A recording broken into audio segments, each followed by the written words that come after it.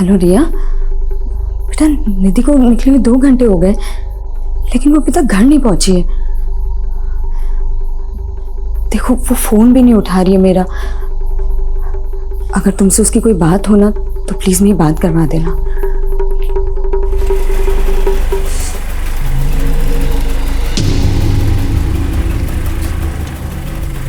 निधि, कहाँ थी तू? कब से फोन ट्राई कर रही हूँ। तुझे पता मैं कितना डर गई थी, और मेरा फोन क्यों नहीं उठा रही थी तू? माँ, मैं ड्राइव कर रही थी। अरे ड्राइव कर रही थी तो क्या हुआ, एक बार फोन तो देख सकती है ना। माँ, तुम इतना डरती क्यों? एक काम करो, तुम ना योगा किया करो। देख निधि, ये बात ना मजाक में तू।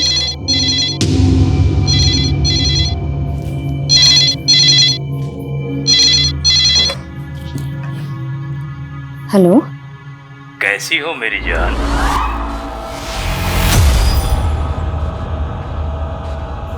कौन कौन बोल रहा है? 11 जून 2001 की रात याद है ना? मैं लौट आया हूँ, जल्दी ही मिलूंगा तुमसे मेरी जान। क्या हुआ मम्मा?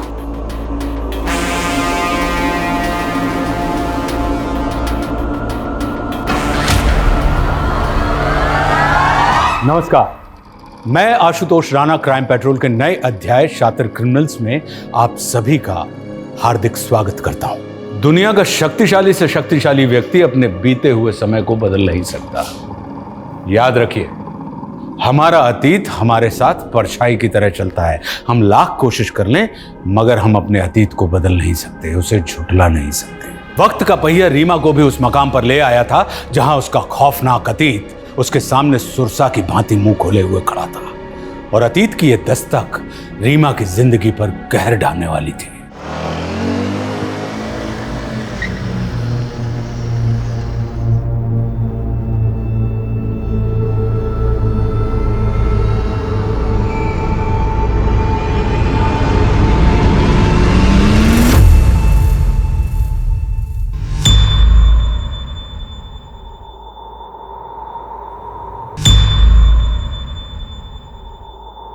बोलिए रीमा जी।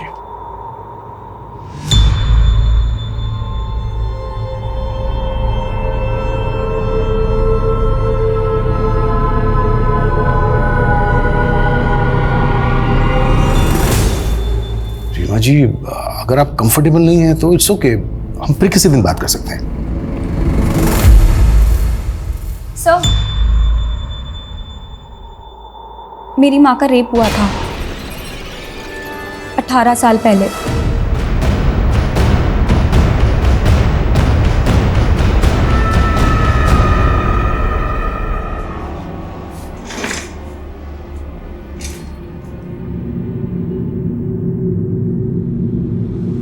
शिवा जी, आपने बहुत अच्छा किया जो अपनी बेटी की बात मानी।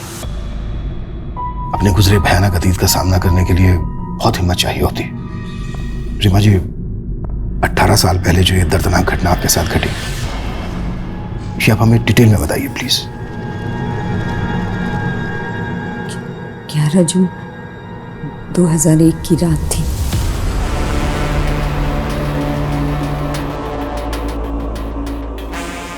रीमा, रीमा, रीमा।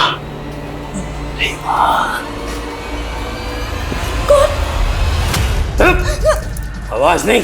कौन है? जब नहीं तो तेरी बीवी विधवा हो जाएगी। चल अभी लेट जा। लेट, बांध इसे। जरा कस के बांध, खोले नहीं।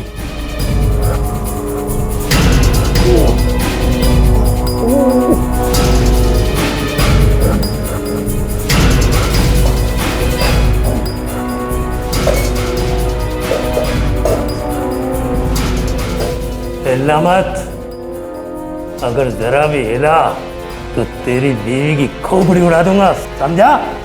बर्तन की आवाज नहीं आनी चाहिए।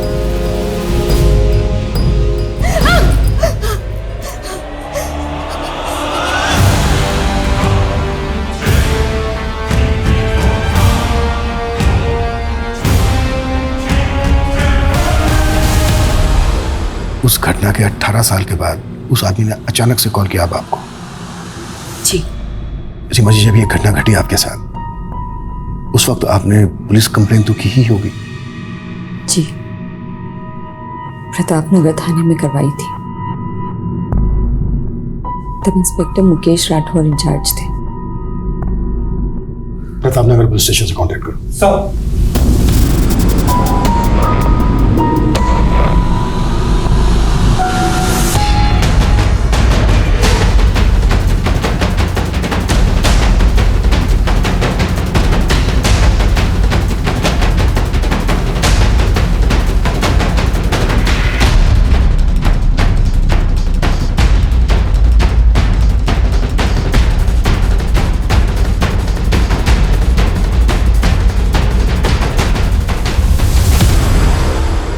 दोनों स्टेटमेंट अलग है? मतलब? या सर, ये रीमा का रीसेंट स्टेटमेंट है जो उसने हमें दिया है, और ये 2001 का स्टेटमेंट है। दोनों स्टेटमेंट में उसने अलग अलग कहानी सुनाई है। रेप की तारीख से लेकर हर इंसिडेंट एकदम अलग है सर। मानो दोनों केसेस एक दूसरे से बिल्कुल अलग हो। और रेप के कुछ दिन के बाद, यानी कि 17 जून 2001 को उसने प्रताप नगर थाने में रेप की शिकायत दर्ज करवाई अपने पति राजेश चौहान के साथ।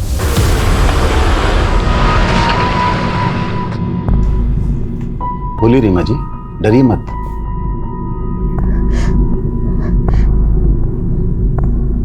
मेरा रेप हुआ है। वो जबरदस्ती घर में घुस गया था। कौन था वो? कब हुआ है? 13 जून। पूरी बात बताइए रीमा जी। तब आप क्या कर रही थी? आपके पति कहाँ थे? इनकी नाइट ड्यूटी थी।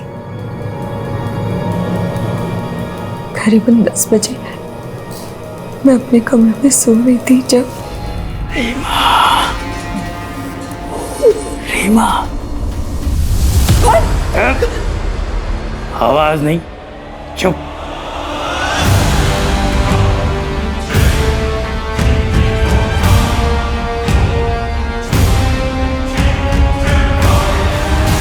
आप घर कब लौटे? करीब 1:30-2 बजे जब मैं घर आया तो ओए! ओए! ओए! ओए, रुक साले! ओए! एक मिनट। रेप 13 जून को हुआ और आप लोग रिपोर्ट लिखवाने अब आए? मैं बहुत डर गई थी। गलती रीमा की नहीं है सर। हमारी सोसाइटी ऐसी है जहां पर रेपिस्ट से ज्यादा रेप के विक्टिम को ताने सहने पड़ते हैं। ये 18 साल पुरानी बात है। माना इतने टाइम में आदमी काफ़ी सारी चीज़ें भूल जाता है, लेकिन रेप के वक्त रीमा का पति रीमा के साथ था या नहीं, ये वो कैसे भूल सकती है? सवाल ये उठता है मिश्रा कि 18 साल पहले जो रीमा ने स्टेटमेंट दिया था वो गलत था, या अब जो हमें दिया है वो गलत है? हमें दोनों स्टेटमेंट वेरीफाई करने होंगे। सर, रीमा चौहान के कॉल रिकॉर्ड्स आ गए। रीमा को उस रात 11 बजे साउथ दिल्ली के लैंडलाइन से कॉल आया था। दिल्ली पुलिस से कांटेक्ट करो, पता करो वो आदमी कौन था जिसने कॉल किया था।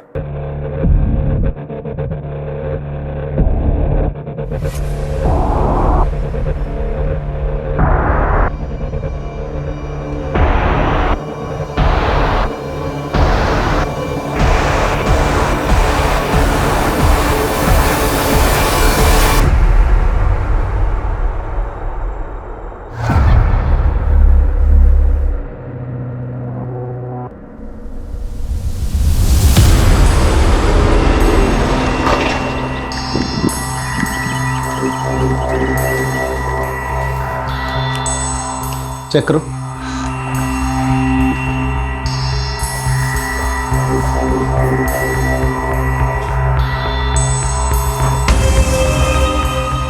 उसने यहाँ मेरे साथ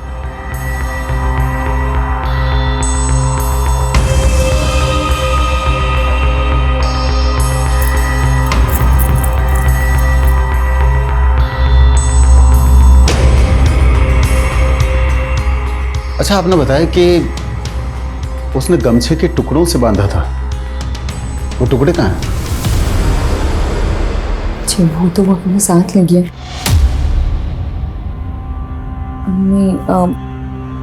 नहीं शायद एक मिनट सर, यहाँ शायद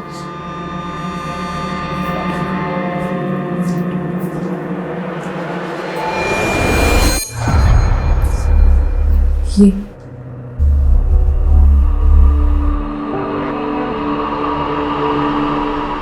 रीमा के मेडिकल एग्जामिनेशन में ऐसा कोई सॉलिड एविडेंस नहीं मिला जिससे प्रूव हो सके कि रीमा का रेप हुआ है।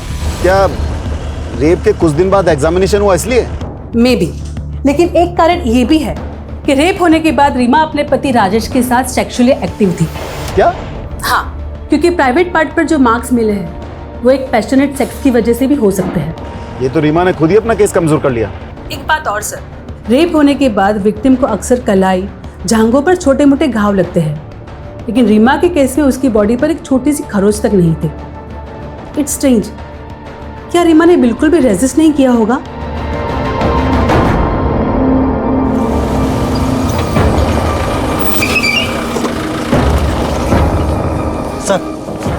सर आपको एक बात बतानी थी। क्या? रीमा का जहाँ रेप हुआ था उस जगह 11 जून को चोरी की 3 वारदातें हुई थी। रीमा की केस से कोई कनेक्शन लगता है? सर चोर की कदकाठी रीमा के रेपिस्ट से मेल खाती है और एक विटनेस का कहना है कि उस चोर ने गमछा भी पहन रखा था। चोरियां हुई 11 जून को और रेप हुआ 13 जून को।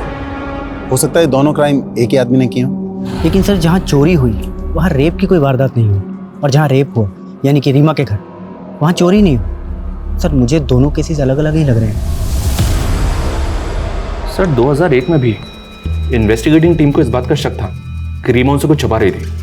उसके कैरेक्टर पर भी सवाल उठे थे। शमी अफेयर, तो क्या ये रेप का नाटक अफेयर को कवर करने की वजह से था? अगर ऐसा था तो फिर इतने सालों बाद वही नाटक करने के पीछे क्या वजह हो सकती है?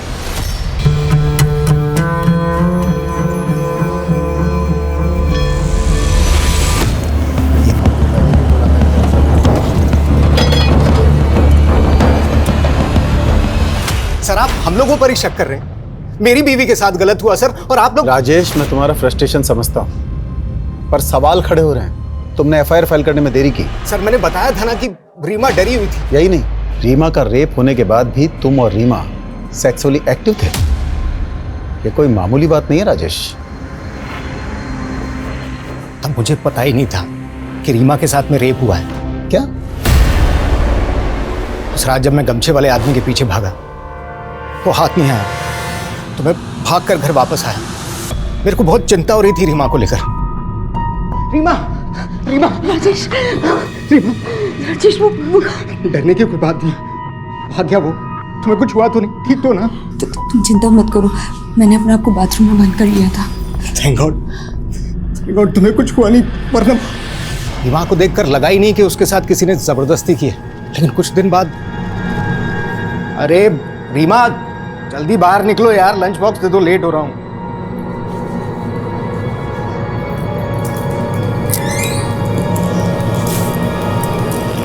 क्या हुआ? नहीं बस वो थोड़ी सी कमजोरी है। झूठ मत बोलो, कल भी बोला था ना तुम्हें कि डॉक्टर के चलो। एक दिन और देख लेते, फिर पक्का चली जाऊंगी। इस पेन को इग्नोर करने से काम नहीं चलेगा। आज शाम को चलते हैं तुम्हारे डॉक्टर मित्तल के। मैं जल्दी आ जाऊंगा, तुम बस तैयार रहना। डॉक्टर मित्तल गायनोकोलॉजिस्ट हैं। उन्होंने मुझे बताया कि रीमा के साथ मैंने घर आते ही सीधे सीधे रीमा से पूछ लिया।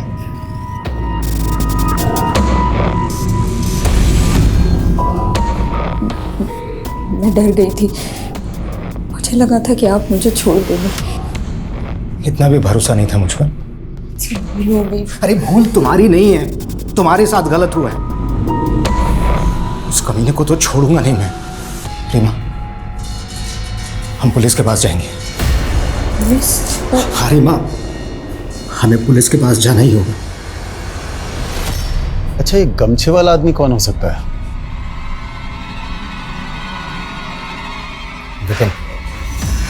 विपिन सोनी हो सकता है सर। वो और रीमा कॉलेज में एक साथ थे। 1 साल पहले उसकी इसी शहर में नौकरी लग गई। मुझे पता चला कि मेरी गैर हाजिरी में अक्सर पुरानी दोस्ती के नाम पर वो रीमा से मिलने आता है।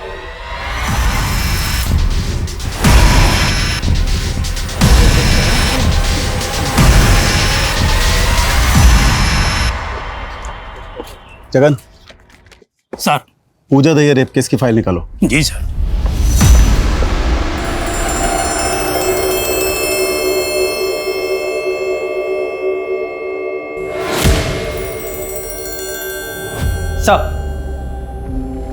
सर मैंने पता किया है, राजेश की गैर हाजिरी में जो आदमी रीमा से मिलने आता था वो विपिन ही है। याद रखिए रीमा जी, पुलिस को गुमराह करना भी एक जुर्म है। आप क्या कह रहे हैं, मैं कुछ समझ नहीं पा रही। मैं समझाता हूँ। सालों पहले पूजा दहिया नाम की औरत का केस अखबारों की सुर्खियां बना था। आपने नाम जरूर सुना होगा। जी नाम तो सुना हुआ है। बिल्कुल आपसे मिलता जुलता केस है। आप ही की तरह उसके घर में भी मुंह पर एक गमछा बांधकर एक आदमी घुसाया था। आप ही की तरह उसके साथ जबरदस्ती की। कहना क्या चाहते हैं? यही कि आपने इसी बात का फायदा उठाया। जब आपके पति राजेश ने विपिन को घर से भागते हुए देखा तो आप डर गई और आपने पूजा दहिया की कहानी को अपनी कहानी से जोड़ दिया। राजेश प्लीज समझाइए इन्हें। आप समझिए मिस रीमा चौहान, आपके पड़ोसियों ने कंफर्म किया है कि आपका दोस्त आपसे मिलने अक्सर आपके घर आता था। आपके पति ने भी कंफर्म किया है कि उनकी गैर हाजिरी में आपका दोस्त विपिन अक्सर घर आता था। और इन्वेस्टिगेशन वहीं रोक दी गई। पुलिस ने रीमा को वार्निंग देकर केस क्लोज कर दिया। यानी विपिन सोनी से पुलिस ने बात की नहीं, जिसके साथ रीमा का अफेयर होने का शक था। जी, और अब तो इस केस के investigating officer Mukesh ji retired हो चुके होंगे। हालांकि उनके घर का एड्रेस पता करने के लिए बोल दिया मैंने। कहानी है कि है, लेकिन सब अपना अपना वर्जन सुना रहे हैं और अपने वर्जन में हर कोई सही होता है। रीमा से एक बार और मिलते हैं, देखते हैं इस बार क्या कहानी सुनाती है।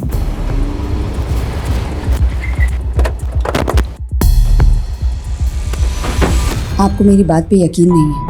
रीमा जी, हम बातों पर नहीं सबूतों पर यकीन करते हैं, और आपकी कहानी में तो कई कहानी मिली हुई है।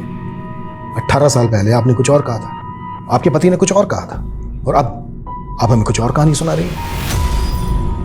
बेटा, शायद आपकी मदर आपके सामने कंफर्टेबल नहीं है, सो प्लीज। निधि तो रुक। 18 साल पहले मुझे एक बुरी बीवी माना गया था जो अपने पति को धोखा दे रही थी, जिसने अपनी रेप की झूठी कहानी सुनाई। लेकिन ये सब मैंने सिर्फ अपने पति के कहने पे किया था। हमें पुलिस की नहीं, पुलिस नहीं, बिल्कुल नहीं। भूल जाओ कि तुम्हारे साथ कुछ हुआ है, सब कुछ भूल जाओ। राजेश, ये आप क्या कह रहे हैं? मेरी इज्जत? यार, तुम्हारी इज्जत से ज्यादा मेरा नाम, मेरा रुतबा, मेरी मर्दानगी मायने रखती है। हाथ जोड़ता हूँ, प्लीज किसी से कुछ नहीं कहोगी तुम, कुछ भी नहीं।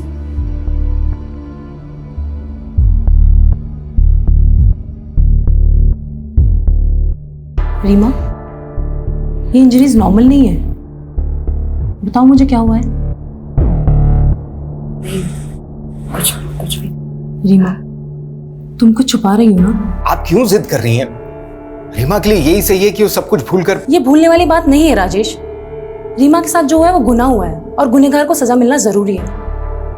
तुम उसके पति हो, तुम्हें उसका साथ देना चाहिए। और अगर तुम में हिम्मत नहीं है तो मुझे कह दो, मैं इसे पुलिस स्टेशन लेके चली जाऊंगी। नहीं, आपको कुछ करने की जरूरत नहीं है। मैं ले जाऊंगा रीमा को पुलिस के पास। मजबूरी में राजेश को मुझे पुलिस स्टेशन ले जाना पड़ा, लेकिन वहां उसने मुझे पूरा सच नहीं बताने दिया।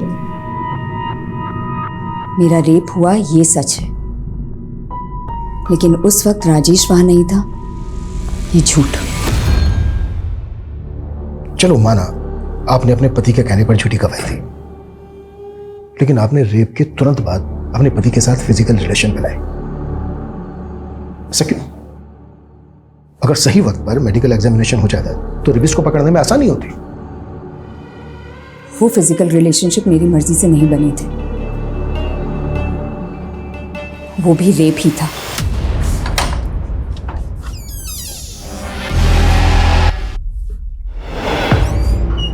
शराब भी कराएं? हाँ, आया हूँ पी के। तो दूर हटिए, बहुत बदबू आ गया।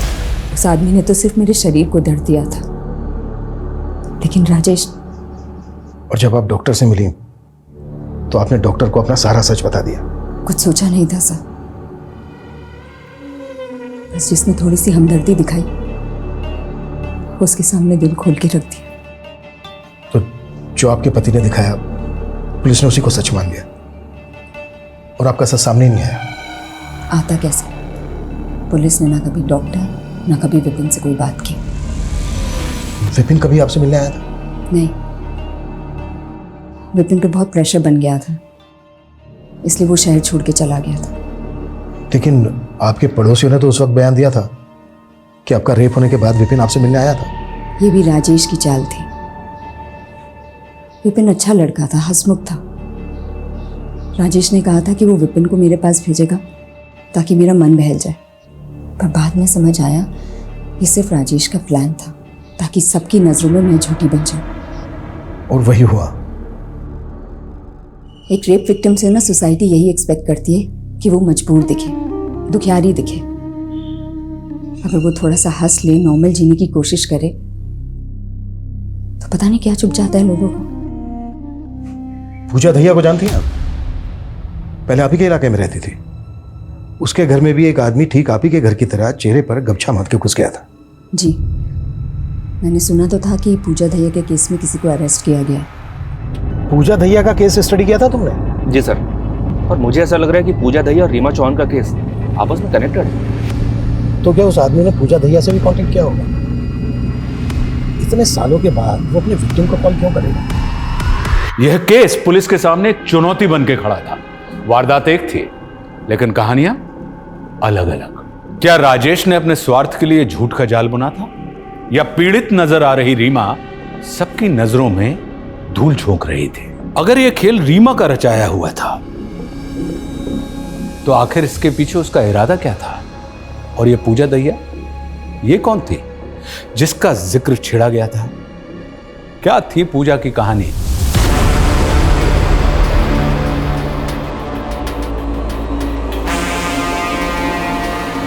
कौन है?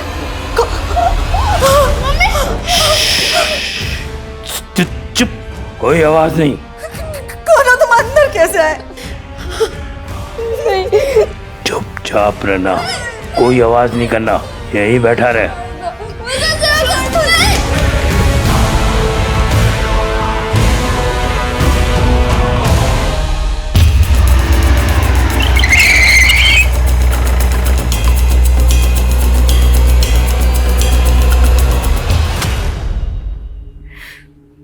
मैं नहीं जानती कि वो कौन था। उसने अपना चेहरा गमछे से छुपा रखा था। उसके बोलने का तरीका, उसके कपड़े, या फिर ऐसा कुछ जो आपको अलग लगा हो? अंकल, उस आदमी ने मुझे कुछ लिखने को दिया था। क्या लिखूं? 5वीं क्लास का टीचर मुझे जरा भी पसंद नहीं था। बात बात पर मुझे छड़ी से मारता था, मुर्गा बनाता, बहुत जलील करता था मुझे। रवि, फिंगरप्रिंट्स कलेक्ट करो और फॉरेंसिक टीम बुलाओ। सुअर के बच्चों, तुम्हें कोई फिंगरप्रिंट नहीं मिलेगा। ऐसा कहा था उसने बोलने के लिए मुझे। सुअर के बच्चों, तुम्हें कोई फिंगरप्रिंट नहीं मिलेगा, ऐसे बोलना है। वो आदमी बोलते वक्त हकलाता था, खासकर च बोलते वक्त। इन्वेस्टिगेटिंग टीम ने इस पूजा दहिया का बैकग्राउंड खंगाला सर। पूजा की फैमिली में दूर दूर तक कोई भी टीचिंग प्रोफेशन में नहीं था। शायद गुमराह करने के लिए लेटर लिखवाया गया हो। पहली टीम का भी यही मानना था। लेकिन यह भी तो हो सकता है कि उसने अपनी आप बीती लिखवाई हो। शायद उसके बचपन में उसके साथ कोई भयंकर हादसा हुआ हो। रेपिस्ट ने नकुल से और भी कुछ लिखा था, ये देखिए। सबसे पहले पूरा घर सर्च करेंगे, दरवाजे देखेंगे, तेरी माँ का बयान लेंगे, तेरा बयान लेंगे। कितने भी हाथ पैर मार लें, लेकिन उनके हाथ कुछ लगने वाला नहीं है। ये जो कोई भी है पुलिस प्रोसीजर को बहुत अच्छे से जानता है। एक एक चीज लिखवाई है। मतलब ये पुलिस वाला भी हो सकता है, या फिर कोई ऐसा जिसका अपना पुलिस में हो, या फिर रहा हो। सर रीमा के केस के आईओ मुकेश राठौर का एड्रेस मिल गया है। रिटायर होने के बाद वो यहीं जयपुर में सेटल्ड है।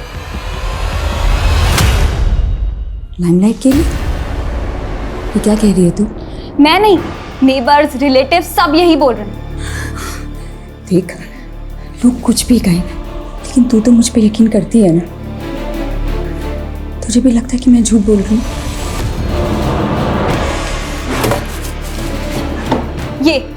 ये पापा की डायरी है ना, इसमें भी यही लिखा है कि आप अटेंशन पाने के लिए कुछ भी कर सकती हो। लो पढ़ो। यदि तूने अपने पापा को ना सिर्फ फोटोज में देखा है, या फोटोज में लोगों की सोच, उनकी नीयत के बारे में कुछ पता नहीं चलता बेटा। बच्चा गिरा दो क्यों? क्योंकि ये मेरा नहीं है, उस कमीने का है। कितनी बार आपको बताऊंगी कि ये हमारा बच्चा है। ये मुझसे बेहतर और कौन जान सकता है? अरे मुझे कुछ नहीं पता, गिरा दे ये बच्चा, हम दूसरा कर लेंगे। बहुत कोशिश की तेरे पापा ने मेरा अबॉर्शन कराने के लिए, लेकिन कोई डॉक्टर राजी नहीं हुआ। एक दिन तो तेरे पापा ने मुझे सीढ़ी से धक्का तक दे दिया था।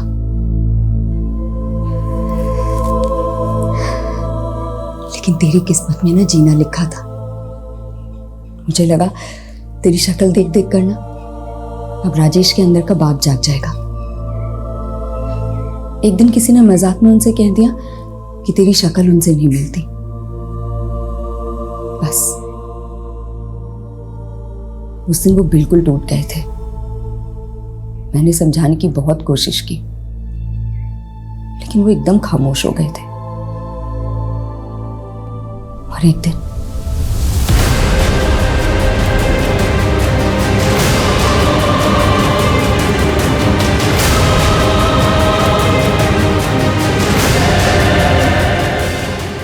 बदचलन, चालू, बेहया, न जाने क्या क्या कहा लोगों ने मुझे।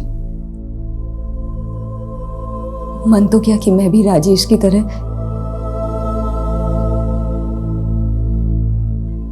लेकिन तेरा चेहरा देखकर हमेशा रुक जाती। मैं ये सब कुछ ना बुरा सपना सोचकर भुला चुकी थी, लेकिन अब वही सब कुछ हो रहा है मेरे साथ। मैं ये सब सहन कर सकती हूँ, लेकिन दुख इस बात का है कि तू भी मुझ पे यकीन नहीं करती।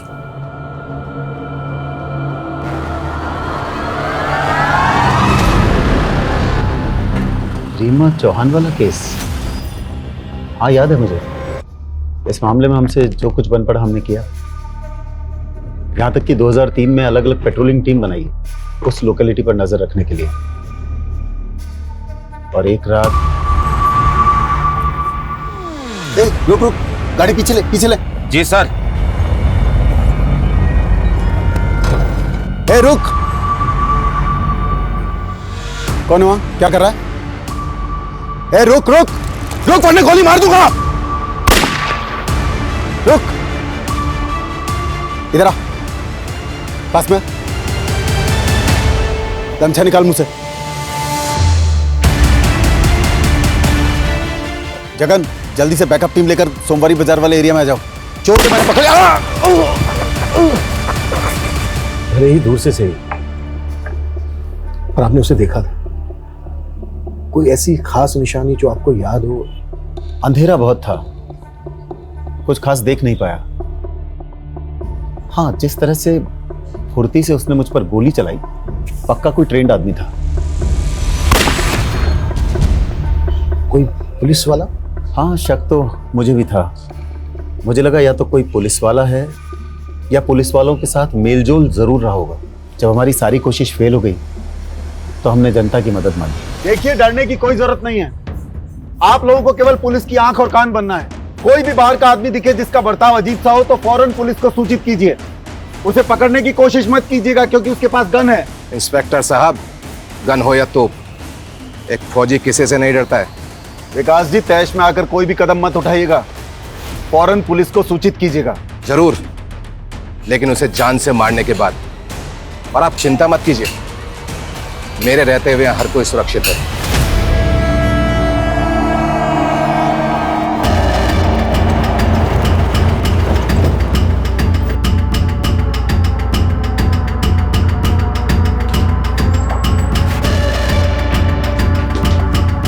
साइड में हटिए आप लोग। पीछे हटिए, पीछे रहिए।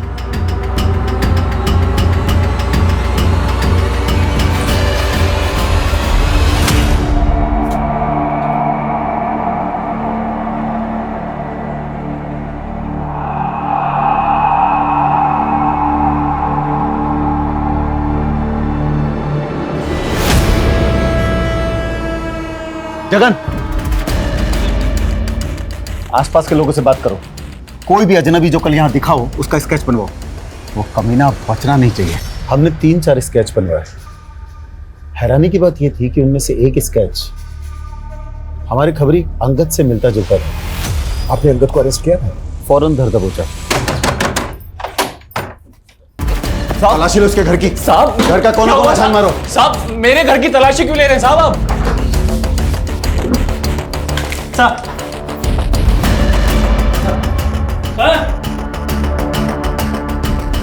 साहब, ये घड़ी, ये ज्वेलरी, ये कन कहां से आए सामान तेरे पास? ये सब उन्हीं का है ना जिनका रेप हुआ है? साहब, मैं सच कह रहा हूँ साहब, मुझे कुछ नहीं पता। मैं महीने में ठीक से 10 दिन भी घर पे नहीं रहता हूँ साहब, तो मुझे पता नहीं है सामान कहाँ से आया है। तू ऐसे नहीं उगलेगा।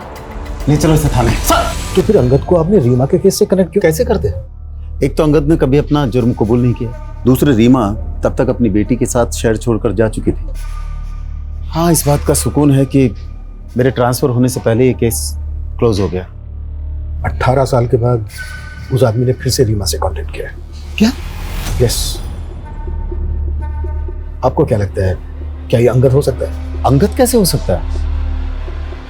अंगद तो 2013 में जेल में मर गया। दिल का दौरा पड़ा था उसे। सर, अंगद को मरे हुए पूरे 6 साल हो चुके हैं। ये रीमा चौहान ये सब नाटक पब्लिसिटी के लिए कर रही है फॉर श्योर। कैसी पब्लिसिटी? क्या मिलेगा उसको पब्लिसिटी करके? एक बार को अपने बारे में ना सही, पर कम से कम अपनी बेटी के बारे में तो सोचे। और वैसे भी ये तो कंफर्म है ना कि उस रात रीमा को कॉल आया था। हेलो, कैसी हो मेरी जान? ये भी तो हो सकता है सर, कोई कॉपी कैट। चांसेस बहुत कम है। चलो मान लेते हैं कि मुजरिम अभी भी फरार है। वक्त के साथ उसका काम करने का तरीका भी बदला। पहले चोरी, फिर रेप, उसके बाद मर्डर्स। जब रीमा का रेप हुआ तब उसकी उम्र होगी कोई 35-37। तो इस वक्त उसकी उम्र होनी चाहिए 52 से 55 के बीच।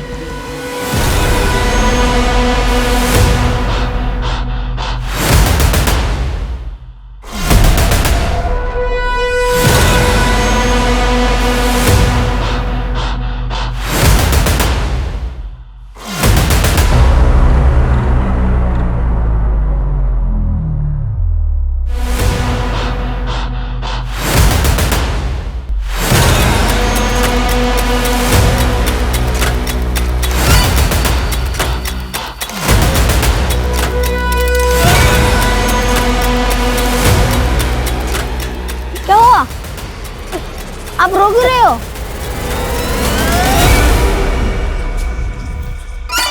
गुंजन, माँ को चल के सब बताना अभी, डरना मत।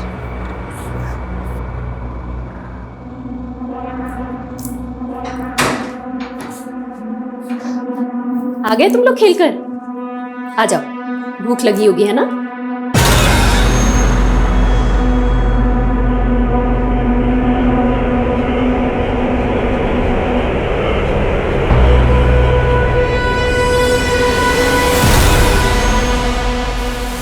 बेटा, ये सूरज अंकल हैं। अब हम लोग के साथ ही रहेंगे। नमस्ते करो।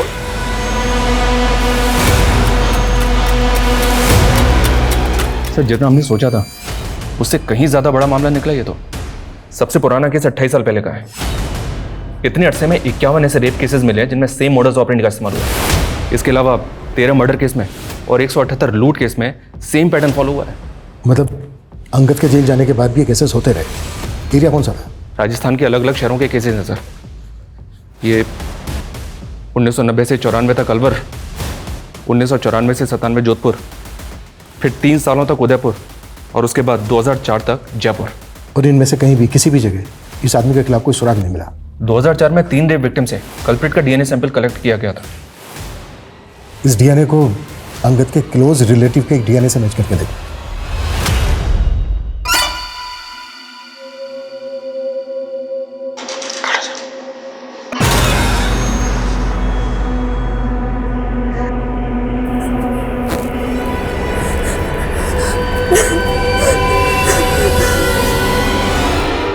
केवल बहुत गंदे हैं, मत खेला करो उनके साथ। तुम माँ को क्यों नहीं बताती हो?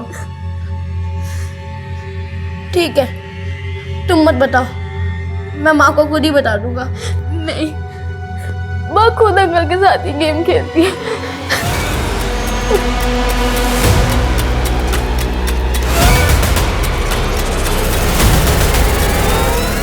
सर डीएनए सैंपल अंगद के भाई से मैच नहीं हुआ। बेचारा अंगद पूरी जिंदगी जेल में खत्म हो गई। एनीवे, डीएनए सैंपल है हमारे पास। एक काम करो, जितने भी मोलेस्टर रेपिस्ट हैं उनके डीएनए से मैच करो। Okay sir.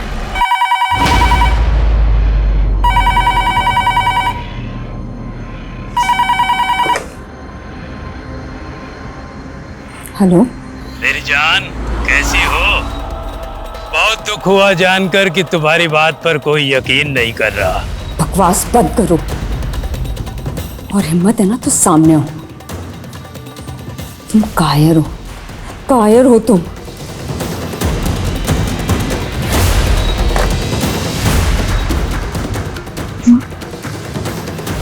बोलोगे भी? क्या बोलना है तुम्हें? माँ वो अंकल। बड़े मजाकिया बच्चे हैं तुम्हारे। अच्छा बच्चों, मैं बाजार जा रही हूँ, 7 बजे तक आऊंगी। तब तक अंकल के साथ रहना, इन्हें परेशान मत करना।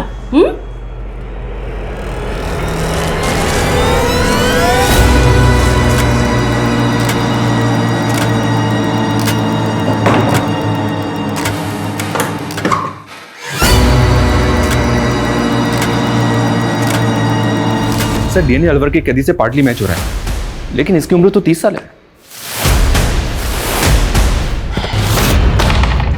फिर ये वो नहीं हो सकता। आई थिंक उस आदमी को ट्रेस करने के लिए हमें किसी एक्सपर्ट की मदद लेनी होगी। देखिए, ये डीएनए पार्टली मैच हो रहा है, यानी ये कैदी उस खूनी का रिश्तेदार हो सकता है। एक्चुअली हमें इस कैदी के मदर और फादर के सभी रिलेटिव्स की एक लिस्ट बनानी होगी और सबका डीएनए मैच कराना होगा। लेकिन पुलिस हताश नहीं हुई, डटी रही और कई महीनों की कड़ी मेहनत के बाद डीएनए एनालिसिस के जरिए 2300 लोगों को शॉर्टलिस्ट किया गया। लेकिन अब भी मंजिल बहुत दूर थी। इन्हीं 2300 लोगों में एक वो अपराधी भी था जिसकी तलाश पुलिस को लगभग 30 सालों से थी। करीब 1 साल गुजर गया, तब जाकर सुरंग के आखिरी छोर पर रोशनी की किरण दिखाई दी। सर, लोकेशन हिस्ट्री और रिपोर्ट्स के अकॉर्डिंग हमारे पास अभी एक सस्पेक्ट है, और वो ये है। माय गॉड, ये वो 30 सालों तक पुलिस की आंखों में धूल झोंकता रहा। इसको आज ही धर लेते हैं। नहीं, we have to be very careful. इसको बचने का एक भी मौका नहीं देंगे। पहले इसके खिलाफ सबूत इकट्ठा करेंगे, फिर तब बचेंगे साले को।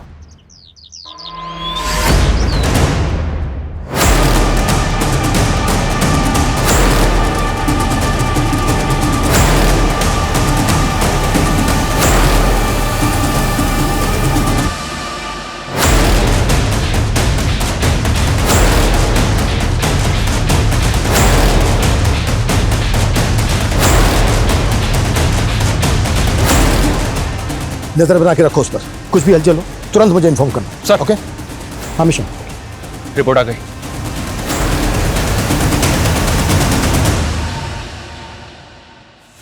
अब सही वक्त है, आता है साले।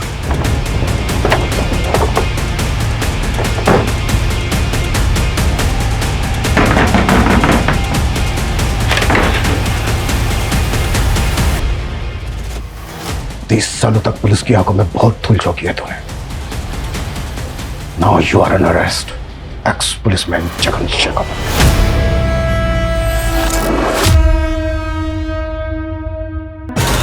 मेरे सौतेले बाप सूरज ने गुंजन का बचपन खराब कर दिया। रेप करता था वो हमारा। तेरे साथ गलत हुआ, इसलिए तू दूसरों के साथ भी गलत कर रहा था। बचपन में जो मेरे साथ हुआ, उस सदमे से उभरने के लिए मैंने छोटी छोटी चोरियां करना शुरू कर दिया। उसके बाद लोगों के घरों में घुसकर कुछ चीज़ें ले आता, फिर घरों में घुसकर सिक्के चुरा लाया। और ये काम मैंने पुलिस में आने के बाद भी चालू रखा। रेप करना कब से शुरू किया? 2000 से।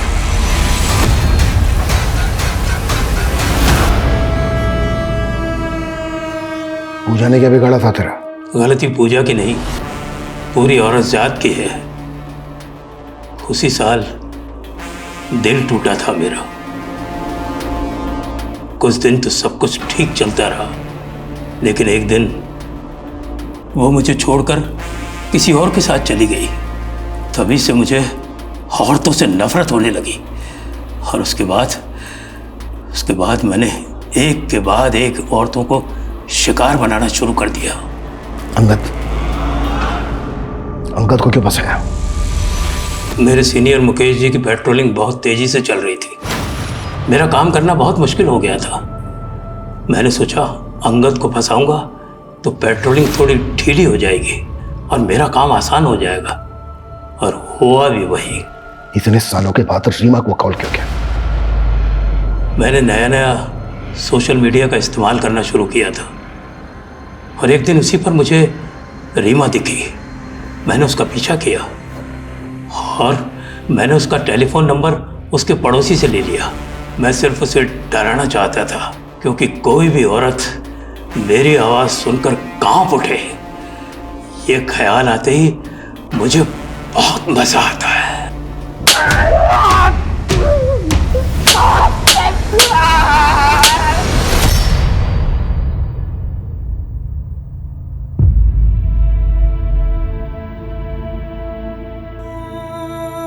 सॉरी मॉम, मैं गलत थी। आपने मेरे लिए कितने सैक्रिफाइस किए और मैं नहीं, बल्कि तूने मुझे हिम्मत दी है वापस लड़ने की। अपना जगन जैसे लोगों का खौफ है और नई सोसाइटी के तानों की फिक्र। अब देखना, मैं अपनी बाकी की जिंदगी ना एकदम बेखौफ जीऊंगी।